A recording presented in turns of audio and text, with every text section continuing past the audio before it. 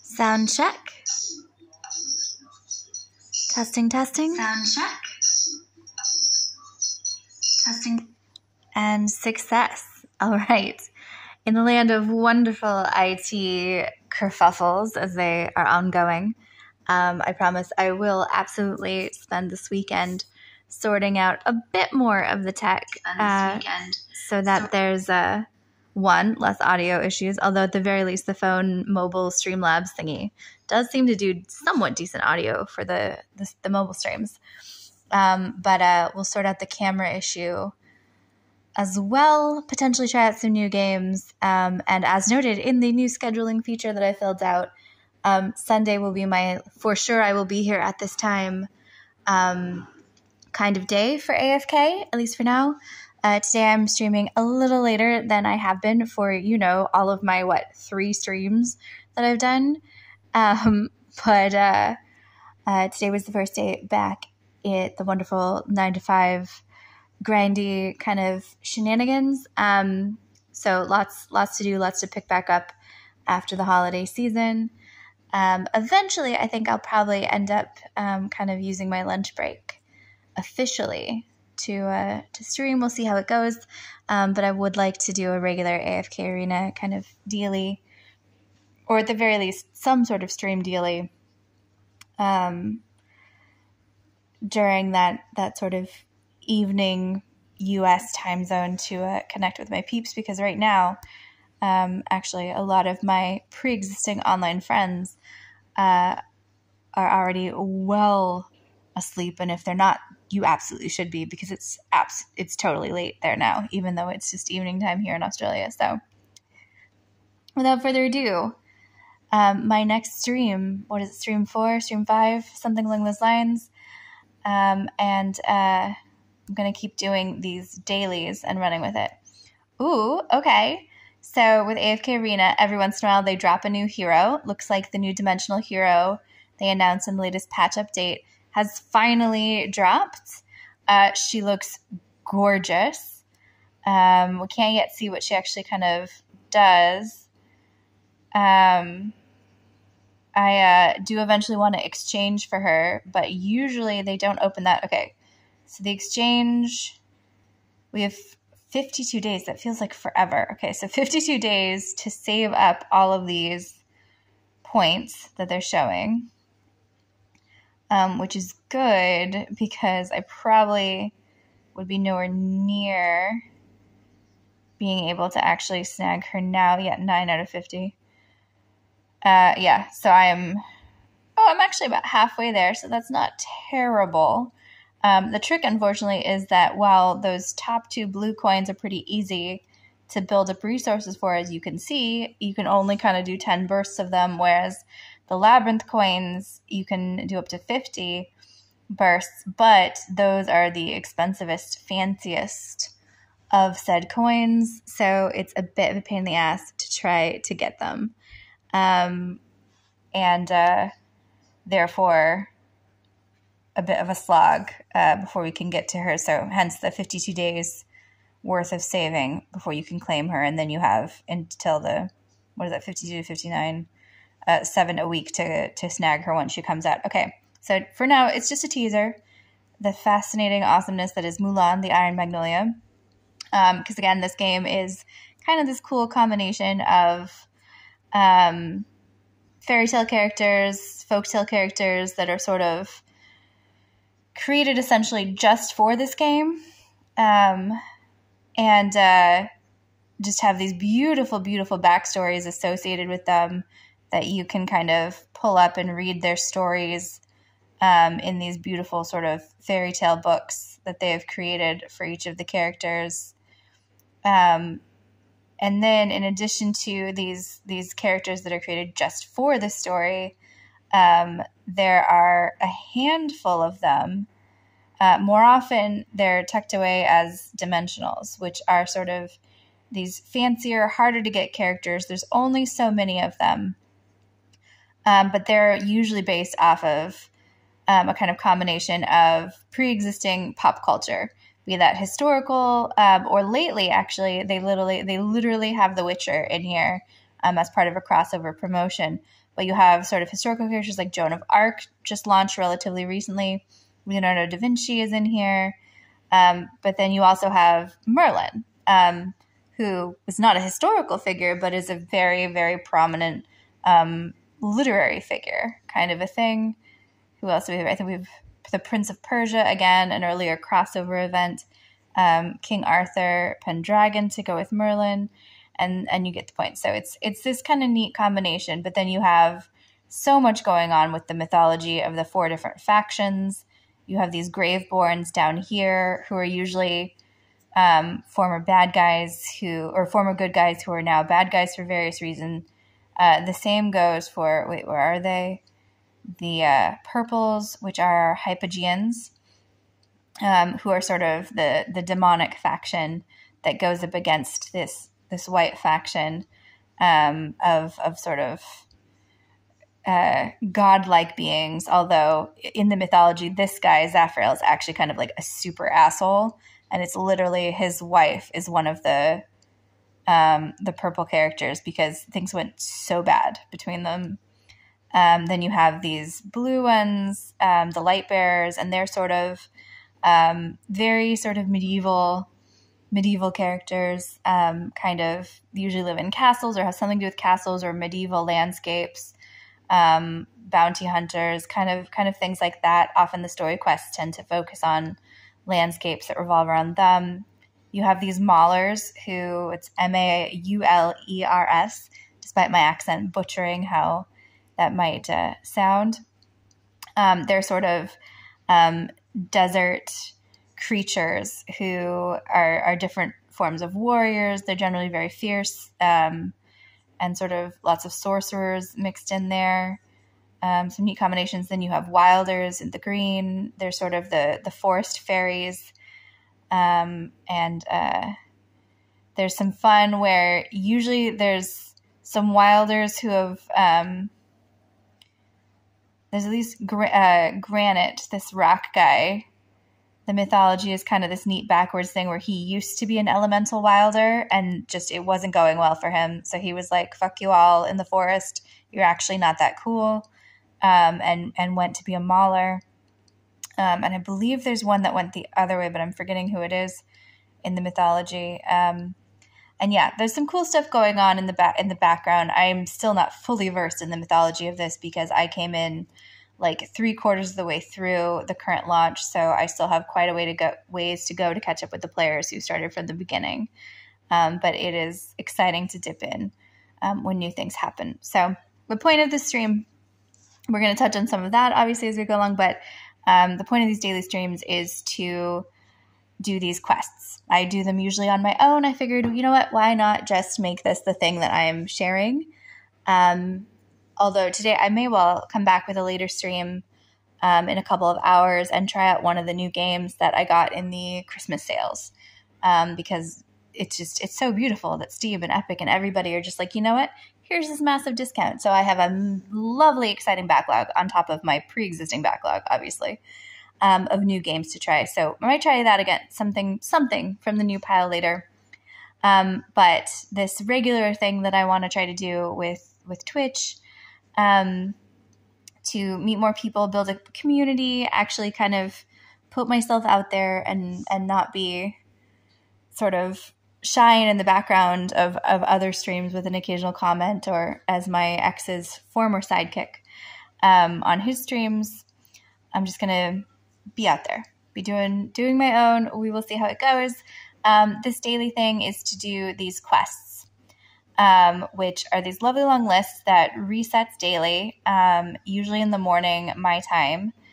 And you can basically claim all of these different treasures that are up here along the top via doing those dailies. As anybody who, apologies to any AFK streamers who are probably the ones that are going to hop in here who are like, yeah, we totally know that. Why are you redoing those things? Get to the effing battles. Okay, so we'll just plow through some of these admin pieces so that we can get to some battle fun.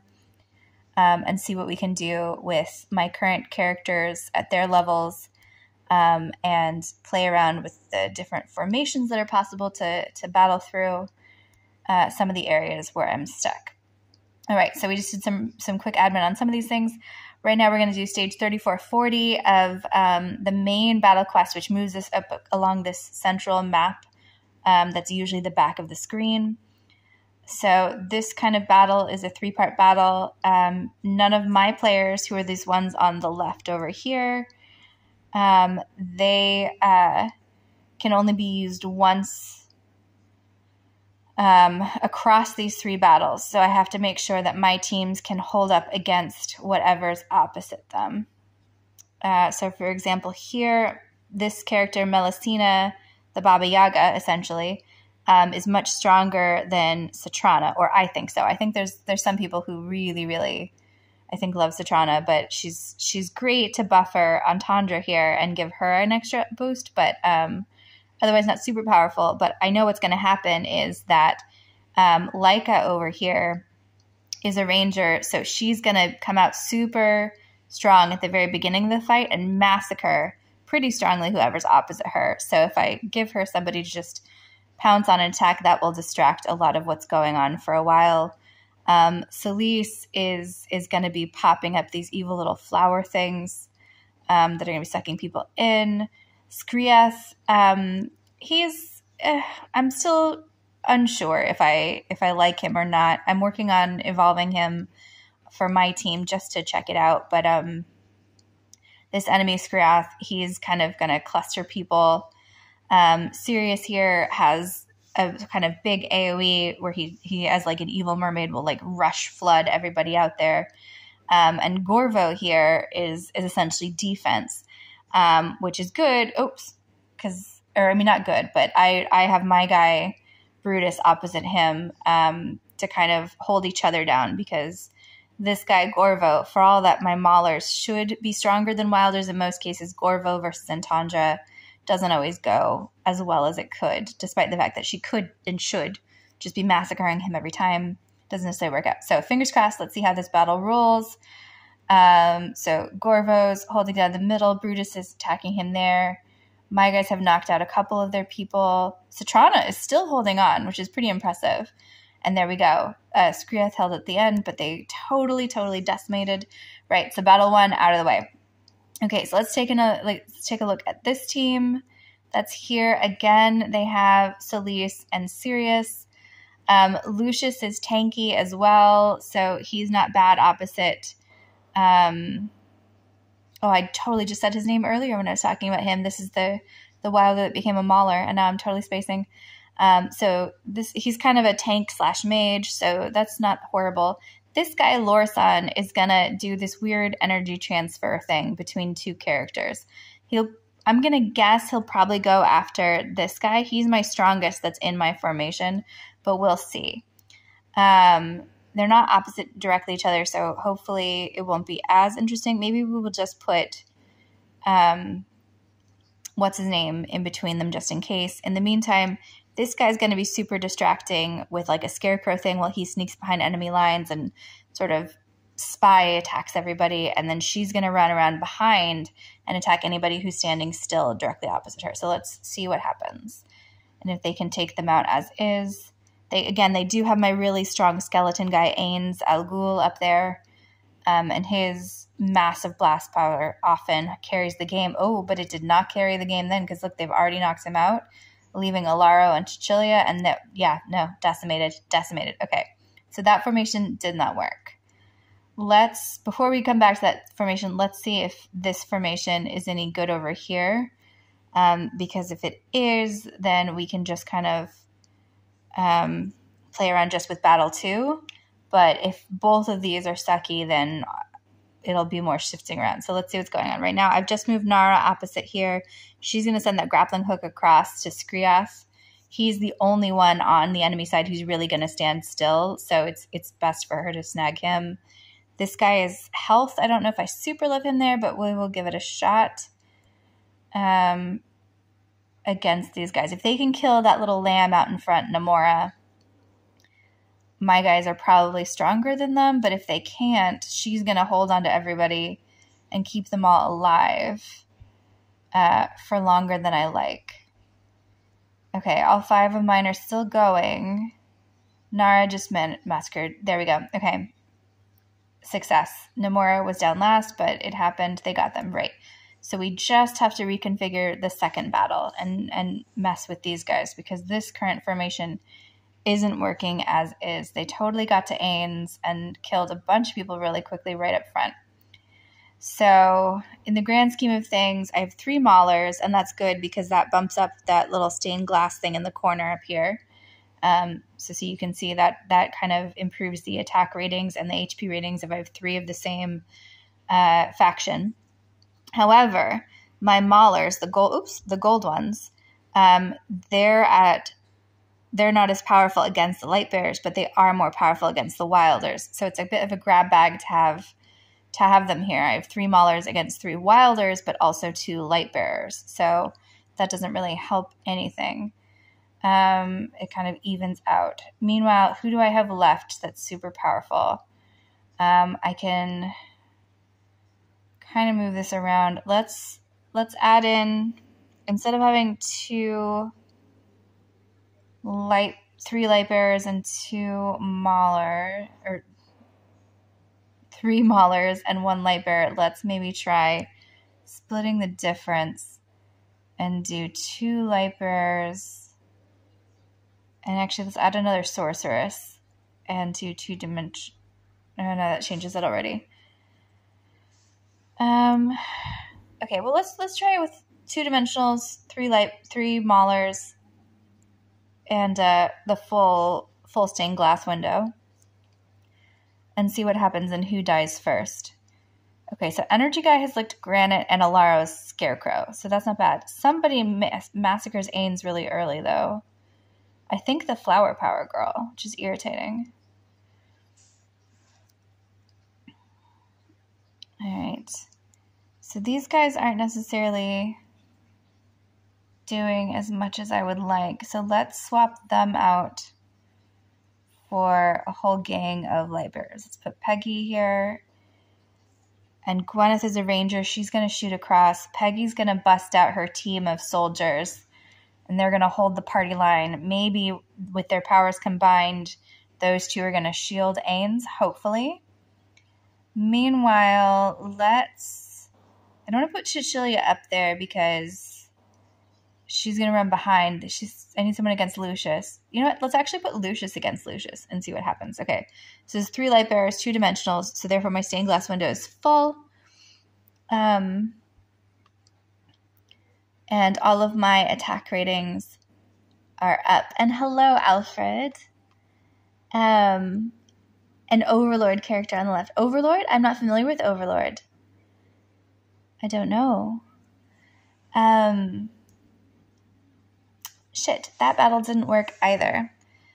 And I wasn't paying super close attention because I got excited that the chat had popped up. So let's reconfigure these guys and see if when they're opposite different characters, if they do something more useful. And more useful specifically if they can shield Ains.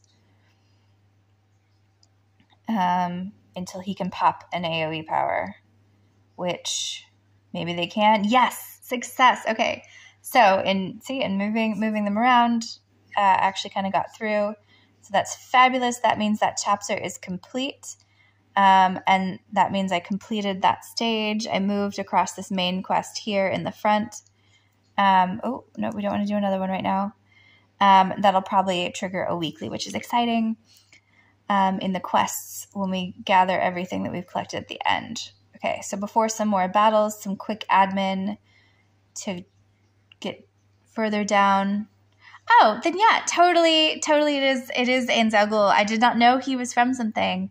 I kind of was babbling about this earlier. Yeah, it's a combination of characters from other media on that particular faction team. Hold on, I'll go back to it in a second after Okay, I've dispatched the bounty. So it's kind of this neat thing where this kind of super team down here at the bottom. Everybody above here is kind of a character created pretty much for the game as part of the mythology. They're borrowing elements of folktales and fairy tales from everyone for all of these different kind of creatures. These ones are sort of medieval themed up here. These ones are sort of occult themed. These ones tend to be a bit more mythological and kind of nick with astrological, but I feel a little guilty using that word. But this team, the Dimensionals that Ains Al Ghul is on, yeah, they're pulling from different media things, and I didn't realize it was the whole team because I didn't recognize Albedo, Ains, Queen, or the Joker. But I did recognize Merlin, obviously. Leonardo da Vinci here. Melusina, who's the Baba Yaga. Joan of Arc. And then recently there was a Witcher cross promotion with the game. And yeah, exactly. So they have Geralt and Yennefer. And then who's this one? And then Mulan she literally just launched today, but nobody can claim her for another 50 or so days. They've released her existence and appearance, but you have to build up the points to claim her once she's free to be released. From the Persona games, I don't know those either. Okay, I need to look up Persona and Overlords when I get to check, because, yeah, I didn't know either of those. So that's really cool. It's kind of a neat grab bag. Yeah, I think they went more for the folktale Mulan. There's also the Prince of Persia in there, and I swear I'd seen like an Aladdin at some point, but I think maybe I'm just mushing them in my head. But yeah, I think they were going more for the Chinese folklore Mulan, which is cool. Okay, so now we're going to check in with the Arena of Heroes and Alfred for reference. So the streams that I've been doing have been this thing to basically go through the daily quests and complete everything on this list. Some of them are quick little bits of admin, but a lot of them are doing different types of battles to move my characters along the main quest line. So the big 3-part battle that I just did was the primary battle of the day. And then once I've done all of these, I'll claim collect, and it will give me all of these treasures along the top that are useful for improving all of my characters and in different ways, collecting new characters, etc. And then there's a series of weekly ones. I've already technically done all of them for the treasure chest, but these blue shields on the side are also a currency within the game. There's a bunch of different currencies. It's insane. And then because I just completed that big battle for the 3-part thing, that was 3440. So I get 500 diamonds and 30 gold shields, which is exciting. So I'm basically just running down that quest list. I know there's a lot of stuff going on in the game. I was kind of overwhelmed with it at first and not really sure what this game was doing when Jules first kind of introduced me to it. But then I just got way more sucked in than he ever did, I think, because it just, I don't know. I like the story pieces, but also some of the deeper labyrinths are sort of these fun puzzle games that remind me a bit of the Zelda temple things where you have to solve like the spatial riddles. And I very much enjoy when those pop up, though they are pretty tricky. And I will fully admit to often Googling some of the answers because I'll end up stuck. All right, so this is the main Arena of Heroes. If you move your way all the way to the top, this is how you get into the League of Championships. I am not ever really competing for that, so I usually just do my token battle in the arena each day against a sort of medium or low-level team that's already posted to just knock it out for my list and crush it, because really the championship is pretty intense, to be perfectly honest. There's a current battle thing going on right now, so you're allowed to do the battle wagers on it. I think, my person won. That's exciting. Yay, Care Bear. So I got a bunch of gold coins, and now I have a choice just to work Care Bear versus MBXL. Now this is tricky because I was voting for Care Bear all the way along, but I know MBXL won the last 2 championships. So, but you know what? I'm going to support the underdog. Let's do it. Care Bear, here we go. Yeah, see, 4% of everybody voting so continued to support Care Bear, and everyone else was like, ooh, MBXL is there? 96%. So, okay, I probably will not double my golds. It's probably a losing bet, but still, MBXL is a relatively recent champion in the space. I feel like I've seen Care Bear around for a longer period of time, so we'll see how it works out. Also on this page, it's a daily quest to hop into the King's Tower. As you can see, the King's Tower is surrounded by other factions' towers that you unlock as you progress through the game. So originally and that's also something to bear in mind, Alfred, like when you first start the game, you don't have all of everything isn't there. Everything isn't activated. Essentially, I've been playing this game every day for a year and a bit. A year and a month or so. And so over those 13 months, I haven't even unlocked everything, but I've unlocked a significant chunk of it. So my menus are pretty full of stuff, including, you can see my most recent thing I unlocked was this Infernal Fortress about a month and a half ago, was finally unlocked. It takes forever. And prior to that, I had only just before that, I had unlocked the Celestial Sanctum up here. Which is playable today, so we might as well just give it a go and see if I can move up higher in it. With my current team, you can only use that faction in that tower, which is one of the things that kind of forced me to diversify in the first place.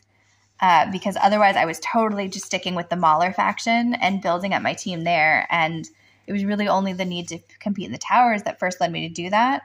Which is good because the farther along you get with all the different quests and things, you really need the diversified factions. What do you mean by different zones? Like the different zones here, the different towers, or like the different zones on this kind of menu? And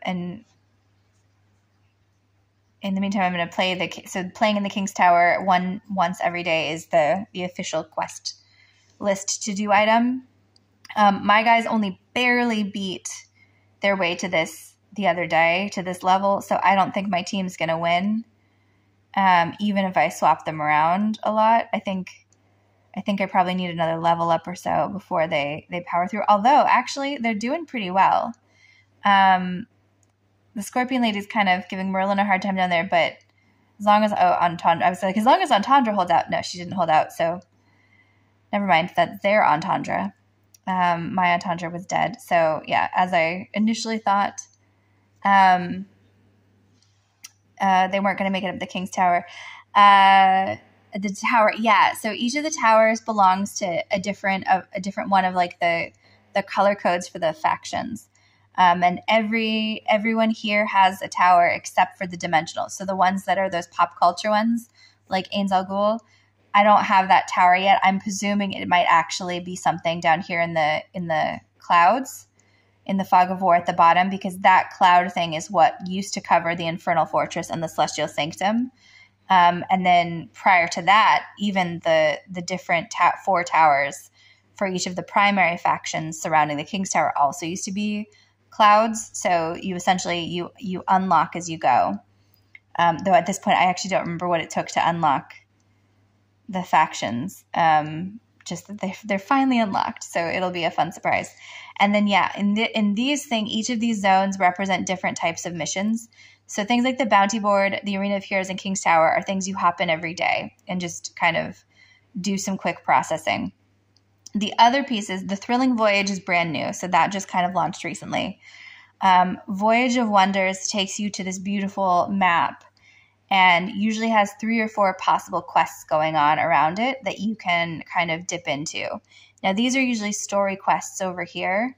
So we have the Purifying Flame is those 2 characters. Oh, the Misty Valley just opened up, so that's kind of exciting. This is where you get to really test out your characters because you have to mess around with all the configurations of their different powers in order to actually like unlock each different type of victory in order to make your way through. So for instance, this one, if you just win the battle, you only get this first stone challenge prize. If you win with 4 light bearers, you get the next level up prize. and if you get the 5 different factions in your formation, you get the 3rd prize. So basically, what I usually do here is I just run through it all and win each battle one time, and then I go back for the good prizes, if that makes sense. The prizes I'm willing to sit and actually like reconfigure things for, because especially when it's offering you these blue and purple tokens, those add up to people points, so that you can pull more people cards. And raise your hero's like base value even further. But then completing the Misty Valley like gamut, it's like this big long row of battles that you beat. You get all of these things as well, which is always very useful. So there's a lot to be said for those. So that's the Voyage of Wonders. Peaks of Time and Temporal Rift are 2 different sub games that I just no longer bother with. They're very complicated and just not my jam. Though I believe Jules has spent more time in those things and kind of enjoyed that a little bit more. As with the Abyssal Expedition down at the bottom, those were more his thing. And then the Arcane Labyrinth every 2 days hops up with a new labyrinth to follow, and you essentially have to choose your way, a pathway along this grid to battle the final boss here. And then get this larger prize, and then there's 3 levels of that. Eventually, the stronger you get, you can automate the labyrinth, which is, I think, one of the next things that I'll finally get to as I build up in the game, which will be great, because I will admit to super being bored of the labyrinth already. It's too much work every 2 days to do, so unless I need the special labyrinth coins, I usually don't bother. But now that they've dropped Mulan, you buy her essentially via the labyrinth coins, so I'll have to go in and do that. So that's the Dark Forest. I've done everything on the quest to-do list that I need to do there, so I'm moving on to Ranhorn, which is sort of the original level of the game, associated with the Lightbearers. It's very medieval and castle-y and kind of lovely in and of itself. And they've done this very clever thing where, certainly when I started the game, not only did I not have all of these things unlocked, like there was no Oak Inn on that flying whale up there at all, and things like that. But they've also sort of slid in new features as they've gone to help people in the game, which is kind of neat. So this Beast Grounds thing is the newest add-in that they've done, and these little beasts give you little power-ups as you go, and similar to the people cards, you're essentially collecting them via animal cards, I guess you would call it. And since I haven't lured any of them in a while, I apparently have a lot of animal cards I can draw. However, I'm not getting any proper pulls of any of the animals, which is sucky. And I'm doing this really fast. There's some beautiful graphics that they always do, but I didn't get I only got blue cards and I wanted purple cards. So that's a shame. So I can't really level up any. Oh, wait, I do have some level up options here. So I can level up the intelligence buff on Feline Vesperio. And then of these blue ones, I can level up the strength for this grassy orb, and the agility for Tufty Ears, this white one, who I know now courtesy of my new friend that I've met since streaming, who plays this game. They were telling, they had me use this little Tufty Ears thing in the labyrinth last time, and it was super, super helpful in keeping my character's health up. So that was pretty cool. So the daily quest to do items in here are a check-in at the Oak Inn, where you trade gifts with your friends.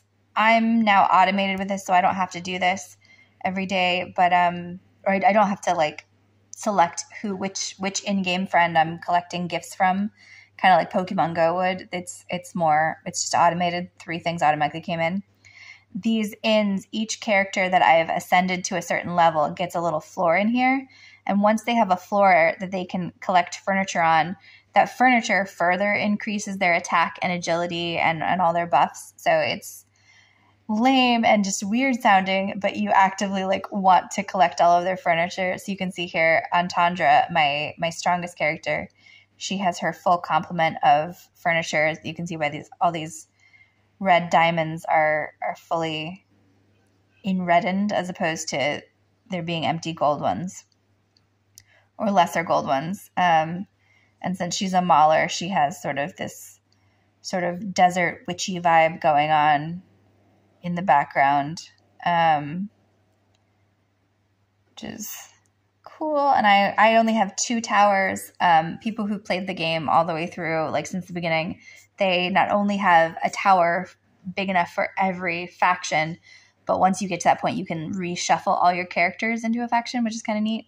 So mine are just like stacked in the order that I got them in temporally, but they organize them by team, which is neat. So this is my guild that I'm in. I'm in the AFK Our Nerds guild. And these are my player friends, essentially, that I've interacted with in the game. There I am. I'm at least not this. So you can see these sort of newbies starting out. All of us in this guild kind of started together-ish in the middle. So, there's sort of I think we're not getting as many new players as we could or should. And then what's awesome is that this top one here, Alaskan Assassin 9, was actually my mentor in the game because everybody has to do this thing called you have this option rather to do this thing called the Solemn Vow, where you can work your way through all of these shields. And so when I was first eligible to be in the Solemn Vow as a mentee, that guy that's at the top of the guild, or that I'm actually not sure if it's a guy, that the person at the top of the guild, Alaska Assassin, was my mentor, which was really cool. And I powered my way through. Now I'm at the point where I have a mentee, Kuro Rico, and they're still working on their things. So they have 2 more levels to go before they can do it. And to be perfectly honest, it's going to take a while to get those last 2 based on where they were starting. So eventually that will kind of move through, and then new options to mentor or mentee pop up. Right. Okay. What else do we need to go? Okay. Finish out the guild really quick. The guild's to-do list is basically just a quick guild battle, which I also have set to be automated. So nobody gets to see the 3 battles that just happened, but they just happened really quick in the background. The Noble Tavern is giving me an exclamation mark, which usually means something is going on. So in this case, she's going to give me 100 diamonds to let her do whatever this is, which will probably, pop me out irritatingly to a different browser, which I don't care about right now. So I'll check out whatever her announcement is on their social media elsewhere.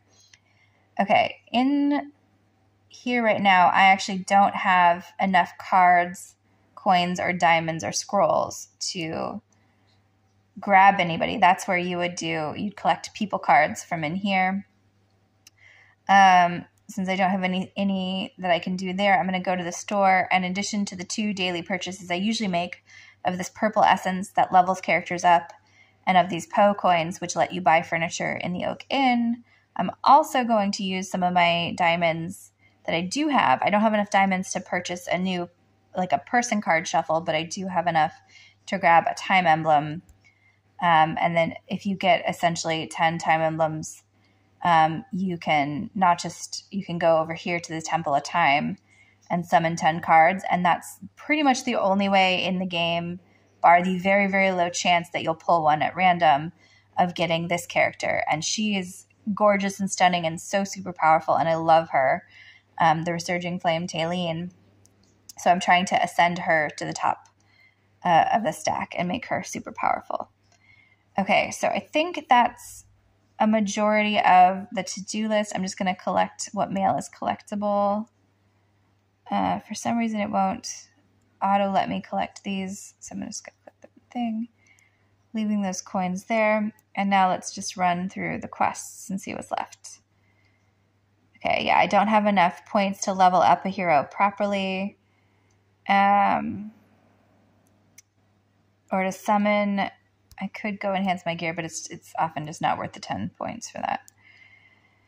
Okay, but I didn't actually check over here to see what's going on with the merchants. I think it'll just be the regular free things. Oh, this is new. Rhapsody bundles. Any of these? No, these are all paid, which is boring. And I don't have any draw cards, but presumably it's going to give one draw cards as you go along. Oh, and actually something bumped up my diamonds between the mail and the quests, so that I do now have enough to go do a character draw, a people draw. Yeah, Alfred, it is a lot of administration. Again, as you get higher in the game, you get through a lot, though I think part of me likes that you have this sort of weird to-do list because it makes me feel like I did stuff that day, I think. Ooh, and I got a free person card. There we go. He's a low-level blue, but still. And now we can do one person draw for diamonds in the tavern. Let's see. We want purple cards or gold cards. Flip all really fast. One purple card. Who do we get? Lucius. Okay, cool. I think I have Lucius ascended, which means that might bring me closer to getting him some stars.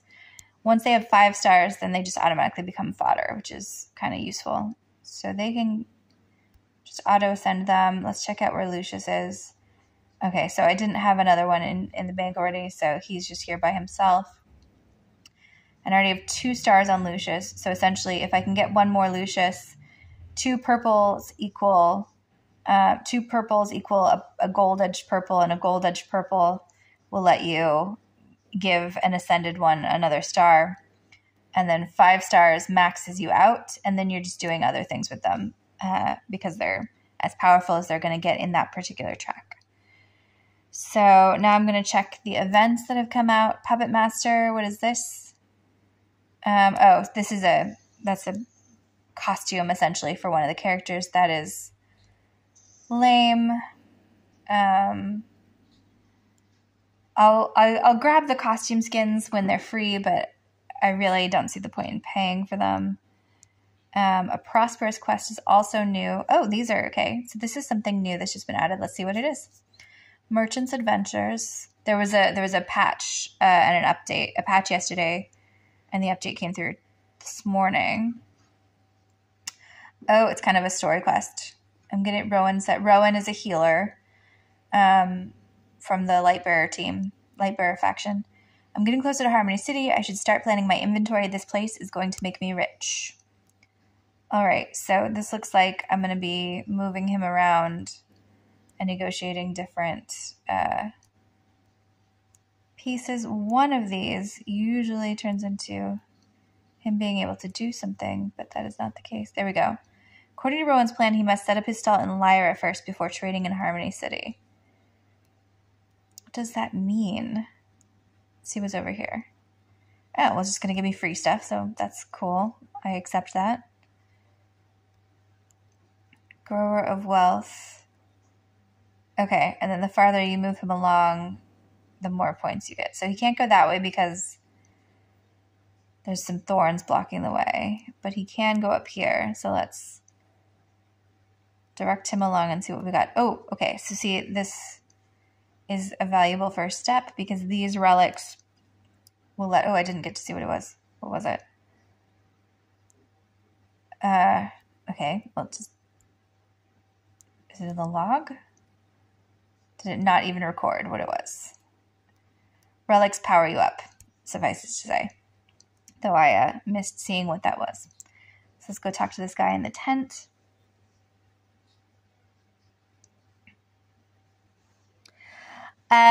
Somewhat. So you can only go as powerful as you are, and there's only so many live events going on. So once you get to a certain point, you basically... You can be in the game and not have anything to do until the next day, except to basically kind of spin around. But I have a backlog of things that I haven't necessarily done, / they've been releasing heaps and tons of new stuff lately. So there's a lot going on. Okay, so Rowan, I heard Springstown has amper sulfur deposits. Perhaps it could make some cash. Hey, wait, is someone crying? Lost Girl is crying. Ma'am, what happened? Last girl in my family in Springstown. It's been taken over by Hypogeans. Hypogeans are the purple demonic faction. Everyone's left, though she herself is a Graveborn. I think she's usually called like the Weeping Bride or something like that. Curses, how can I do business around Hypogene invaders? I promise I'll help you drive them out.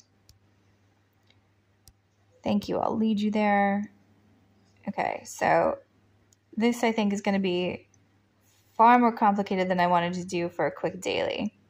But essentially you're walking through these, you're collecting those cards and the treasures, and then you're battling the baddies in these battles. So I'm going to put in my super strong dream team here, plus my borrowed Merlin recently from my new Twitch AFK friend.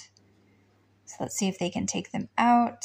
Nara's going to grab Merlin across, but I think he'll hold out against her until Antandra can murder everybody because she's my super powerful one. Cool. Okay. So they successfully defeated that. Awesome. Now I can go through and get this next treasure chest. Now the thing with this is that there's usually a weird order of operations or like a riddle going on that I haven't been paying attention to. So I'm only going to go that far today and I'll come back to it. The other new thing they added, this is something they've been doing that I don't super love. It's sort of long story, beautiful graphics, but essentially visual versions of the fairy tales. I'd rather just read it really quick rather than do that. I'm just going to double check the events, what's going on. So these were the new beast ones. The labyrinth is open. I haven't done it yet. I'm not playing Temporal Rift or its associated thing, Temporal Feedback or Treasure Scramble. Those I just can't be bothered with. And then we hopped into the Misty Flame, Valiant, and Purifying Flame. So that is all the dailies. I have successfully completed all the things on the to-do list and collected all of my treasures. I'm going to double check this bag. Nope, nothing new popped up that I can do in there. So I'm going to play a few more of the central battles and then call it a night and have dinner. I might come back on for a later stream to try out. I was debating one of the new games that we were talking about yesterday. I was thinking Oceanhorn or Kenna, Bridge of Spirits, and I might stream it. I might not. I don't know. But I've been usually doing this stream a little earlier in the day. So we'll see how my evening goes. This team might be tricky. I'm going to move Brutus opposite himself on the enemy team.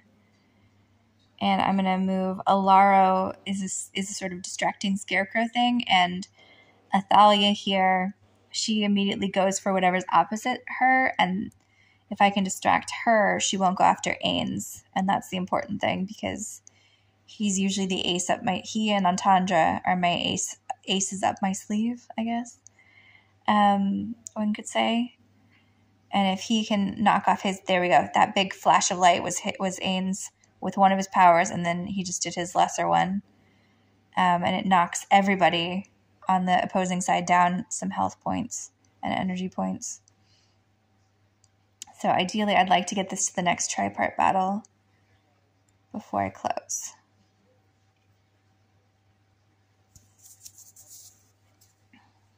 Okay.